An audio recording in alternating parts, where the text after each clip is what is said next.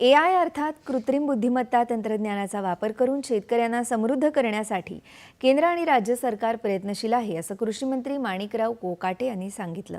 पश्चिम महाराष्ट्रातल्या भीमा कृषी प्रदर्शनाला काल कोल्हापुरात प्रारंभ झाला, त्यावेळी ते बोलत होते। परदेशातील आधुनिक तंत्रज्ञान शेतकऱ्यांच्या बंधापर्यंत पोहोचवण्याचा राज्य सरकारचा प्रयत्न असून शेतमजूर शेतकऱ्यांना डीबीटीच्या माध्यमातून खात्यावर थेट रक्कम जमा होण्यासाठी कामगार हमी योजनेच्या कायद्यात बदल करण्याची गरज कोकाटे यांनी यावेळी व्यक्त केली। या प्रदर्शनातून दरवर्षी 17 ते 18 कोटी रुपयांची उलाढाल होत असल्यामुळे हे प्रदर्शन पश्चिम महाराष्ट्रातील शेतकऱ्यांसाठी वरदान ठरले, असं खासदार धनंजय महाडिक यांनी म्हटलं आहे। यावेळी शेती आणि कृषीशी संबंधित क्षेत्रात उल्लेखनीय कार्य केलेल्यांचा सत्कार करण्यात आला।